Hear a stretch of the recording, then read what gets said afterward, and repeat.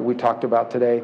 They have some other specific things. So one thing that came across very clear is there is zero support among the Gulf countries for any sort of toll or fees or anything that charges for the use of international waters. The President's made it clear that's not going to happen. It's not going to be a part of this. It cannot be a part of this. He made that clear again yesterday in the Oval Office in a press availability that he had, and I reiterated that, which I think was a welcome message from our partners here to hear that as well. So, all right, let's go. What about your remarks this morning? You mentioned that no agreement with Iran. It will be an expense of... Can you back up because you're... Yes, sure. He wants to see my face. Yes. All right, go ahead. I'm sorry. In your remarks this morning, sir, you said there is no agreement with Iran. It will come with an expense of a Gulf state interest. Does that mean in your negotiation with Iran, it will address proxy and also all the threats from Iran coming to Hormuz, even if they don't close it, but still the threats affect the maritime traffic and also proxies? Yeah, if you look at the MOU, it talks for peace in the region. It talks for no interference in the sovereignty or interest of independent countries, of sovereign countries. Well, that's what proxies are. They're interfering in the sovereignty of a country. When you're giving money, for example, to Hezbollah to act as a rival to the sovereign government of Lebanon, you're interfering in their politics. When you're sponsoring militias in Iraq, you're interfering in Iraq. When you're sponsoring, Hamas or the Houthis or whoever it may be, you're interfering in the sovereignty of these countries. So that it's covered. The MOU contemplates a conversation about these things because it's critical and it's important. So there's no doubt that that will be a topic that has to be discussed, because ultimately you're not going to have peace and stability in this region as long as there are non-state actors operating within the boundaries and borders of sovereign countries and being funded by Iran. Thank you. What is your comment on the Iranian-Omani dispute regarding the safe passage in the Strait of Hormuz? Yeah, so we've reached the point now in this where you're hearing, for example, the Iranians will say one thing, but then something else is actually happening. So here's what I would tell everybody. It's now obvious to us, and I think should be obvious to all of you, that the Iranian system is going to continue to produce all sorts of maximalist rhetoric. They're going to have people going on their TV, on their official media, and making all kinds of pronouncements. But what we're interested in is not their press conferences. What we're interested in is whether or not ships are moving. If ships are moving as they should be moving, then that's what we're going to judge and that's what we're going to react to. If, on the other hand, this rhetoric is backed up by actual ships being threatened and ships are not moving, that's a violation of the agreement and we're going to have a problem with it. So what we are watching is we see the continued flow of ships. In this particular case, that lane is the one that's being used for this evacuation effort that's being led by the International Maritime Organization, and that must continue. And as long as it continues, they can have all the press conferences they want. If that stops, then we're going to have a problem. Mr. Secretary, from Oman that there would be no fee or tolling system imposed, including after a specific commitment from Oman that there was zero interest in a tolling or fee system, including after the 60-day negotiation. I don't know if it's been issued yet, but we have a joint statement that's coming from our meeting, and it makes it abundantly clear. And so I would just reiterate the point that I made earlier. And I said this, I don't know if you guys were there in the open portion of it. I said fees and tolls are the same thing to me. Okay, if you're paying someone to go there, I don't care if you call it a fee or a toll or a donation, it's a toll. That's how we're going to define it. That's international waterway. There isn't a nation on earth that supports having to pay money to go through the straits. And think about it this way. If you have, first, it's not even workable. Let's suppose that we went crazy and lost our minds completely and decided to agree to have a tolling or a fee mechanism. How would that work? It's not doable, because what's the consequence for not paying? Let's say a ship says, well, I'm not going to pay the fee. It's not like a toll on a road. You don't get a ticket in the mail. They get shot at. You shoot at one ship, you sink one ship, no other ship is going to move. So that sort of system is not only unwise, it can't happen, it's not even workable. So you might as well abandon the fantasy now. So I think we've been clear. You can call it a fee, you can call it a toll, call it whatever you want. If you are charging money to use the straits, we won't support it, we won't tolerate it, we won't allow it. And I think there was unanimity in that room on that point. Mr. Secretary, two things. One on Venezuela. Do you have a dollar amount of assistance yet, or is it too early? Well, it's too early. I mean, we don't, right now we know they need Remember, unfortunately, living in South Florida, living through both hurricanes, but other things that have impacted the Caribbean basin, what often happens is you have to wait and see what the needs are. The most immediate need, the one they need right now is search and rescue. That's the one they need immediately, because you got to get people out of that rubble within 48 hours or they won't survive. And so that's the first thing we're going to respond to.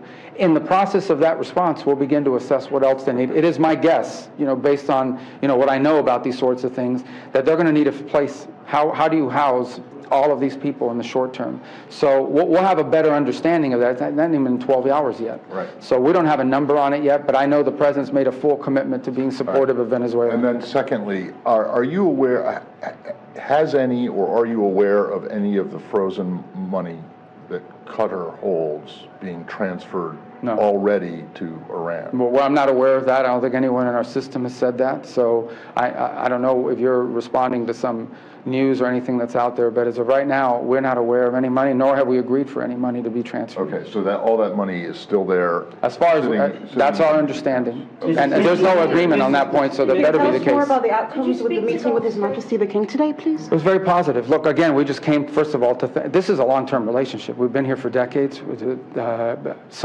this is not a new relationship between our countries. So obviously, as always, just express gratitude for all the support they gave us during this conflict. And the second is just to reiterate the points I made with you, and that is that we obviously are, the President, the United States, if we can make a deal with Iran that's good for everybody, we want to do it. We're going to give it every chance to succeed, but also to make the point that we're not going to do anything or agree to anything that they're not aware of, that our partners in the area are not aware of, that our partners in the area are not aligned with, and that in any way could undermine their security and their stability. So to reassure them of these points, the same points we made in the GCC meeting. Mr. Secretary, in the meeting with the GCC allies, did any of them make any commitments to pay into this $300 billion reconstruction? No, it was not discussed. I mean, the reconstruction, that's way down the road, and that's something, that'll be dealt with at the appropriate time in this process. But that was not discussed by anybody. You're drawing your red lines on both Hormuz and also nuclear program. If Iran rejects one of those terms, what would Washington's next move be? Well, look, the president has multiple options at his disposal if Iran goes back on their word or if Iran decides they don't want to make a deal.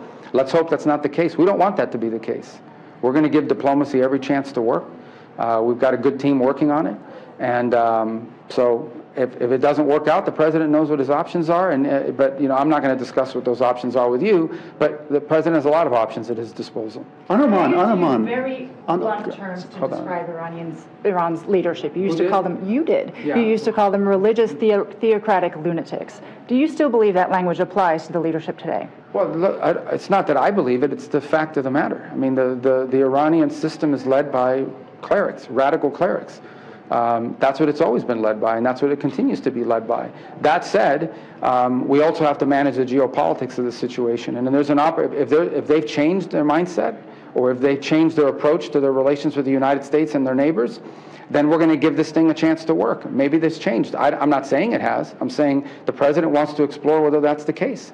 And if it has, we're going to find out. But we're not going to find out because of what they say. We're going to find out because of what they do. We're going to judge them by their actions. And we'll test that proposition and see. No one says it's going to be easy, because I think at the end, we know that people that are still at the top levels of that government are people that adhere to the same theology and the same mentality as the people that have led it in the past. They've got some people in the political branches that seem more flexible and more willing to work with us. Those are the ones we're negotiating with. We'll see how it works out. Last month, President Trump threatened to bomb Oman if they impose tolls on the strait. And just today, you mentioned that no two nations should be able to impose tolls on a natural strait. What are you satisfied? Is the current bilateral relationship with Oman now in a good place? And are you convinced they're not playing games with respect to that issue? I mean, our relationship with Oman is fine. I mean, ultimately, there's not going to be any fees or tolls. There's not going to be any, and they've signed, they were there in the meeting today, and they said it, that they're not in favor of a tolling system. So that's good. I'm glad to hear them say that. I do have to ask, because just a few weeks ago, there was the hypothetical threat to bomb Oman. So it didn't seem to be okay a few weeks ago. So yeah, I can only talk to you about today. And today they said in the meeting, and they signed on to the statement that said there isn't going to be any fees or tolls. And so I think that's good news that they signed on to that. Mr. Secretary, back to Venezuela, if I may. There was a stabilization process ongoing. Yeah. Obviously played a huge role in that. Are you worried that this earthquake could upend that process? Well, no, right now, I'm not worried about that. Needs. Right now, we're worried that there are people trapped in rubble. We want to help them get out. Some of those people have relatives that live in the United States, but no matter what, the United States has always responded to humanitarian crisis, especially in our own hemisphere. That's what we're focused on now. Obviously, you know, earthquakes are not part of the stabilization process, but these are things you don't plan for. But we're faced with this, and now we have to respond to it, and we will in a very positive way. And we're glad to see that other countries in the region are stepping up. I mean, El Salvador, for example, and President Bukele has not had a relationship or a positive one with Venezuela. And he was one of the first to step up and offer assistance with the search and rescue team from El Salvador. So right now, we're just going to focus on the human aspect of this. There are human beings that have been harmed, that have been hurt, some have been killed, some have been severely injured, and some are still trapped in rubble. We're going to focus on that. How that fits into the broader stabilization process, you know, I don't think we're analyzing it through that lens. Obviously, it's a setback in that regard, but we're going to get through it, and I think Venezuela is going to emerge stronger from it, despite the tragedy that it's confronting right now. Mr. Secretary, the MOU did not include a specific number of years during which Iran could not develop nuclear weapons. Should a final agreement have a specific number, and is the U.S. pushing for that? No, why would an MOU would not have that? Because the MOU is not a final agreement. An MOU just creates the construct and the outlines for a negotiation. And there's no doubt that as part of that negotiation, very specific terms like years and limits will be discussed, and that includes the mechanisms by which it's verified and enforced. But is there a number of years we just heard this morning there is negotiations will take place between GCC and Iran and Iraq regarding Hormuz. Do you support this kind? What's this now? I'm sorry. We just heard this morning there is negotiations take place regarding Hormuz. Do you support? I'm not aware of that. I've not seen that report. That wasn't discussed with me today, but I've not seen that report, so I can't comment on it. Mr. Secretary, go ahead. Is the GCC working on some direct agreement with Iran in order to ease tensions? Well, I can't speak for the communications there. I mean, these countries on a bilateral level, I imagine, have always had communication. And for example, Qatar has been a key mediator in this regard. But as far as our MOU process that we're going to be involved in, what we discussed today is that there will be I hate using this term mechanism because it's now been used for everything, but there will be a system set up where every step of the way, as developments occur in both the technical and political talks surrounding the MOU, they will be included. We're going to make sure they're up to date on everything that's being discussed, on everything that's being considered, and we can get their points of view and their interests aligned with ours in that regard. So many coming here, your Italian suffered the missile strikes during the recent, yes. But there was no mention for that in the U.S.-Iran memorandum of understanding. What would you comment on that? Well, look, I think there's a misunderstanding. A memorandum of understanding is not supposed to be like an all-encompassing document. It basically just creates the outlines for a negotiation process. And that's what the MOU did. I mean, it had some specific things about immediately reopening the straits and so forth. But what it ultimately does is create the outlines for a process of negotiation. Within that process, I imagine there'll be many things discussed. And on the specifics about the GCC, one of the things that was mentioned today, which is of great interest to them, is they want some sort of funding for reconstruction. They suffer damages. They want to be compensated for those damages. So I would imagine that as part of the MOU process and as part of their engagement with us in that process, that items such as that are going to come up. Okay? Your Italian counterpart canceled an engagement prior to your coming here because of the spike in tensions between President Trump and Prime Minister Meloni. Have you addressed that tension? Have you spoken to your counterpart? I spoke to him last Friday when he made it. Was it Friday or Saturday, whatever day they decided not to come. We have a number of agreements on critical minerals and other things that we are lined up, and those will be signed in due course. And we'll get through it. I talked to him. I have a good relationship with him. He called me, told me he wasn't going to come to Miami. I was headed here anyway, so it worked out fine, I guess. I mean, it was unfortunate that an event like that got interrupted. I thought they should have still come. But that said, we had some agreements ready to sign. We're still going to get them signed soon. We'll just find a place to do it. Can you turn the page and rebuild trust between two allies? Yeah, I looked. Our relations with Italy continue unimpeded at at every level, military level, other levels. Obviously, the president's very upset.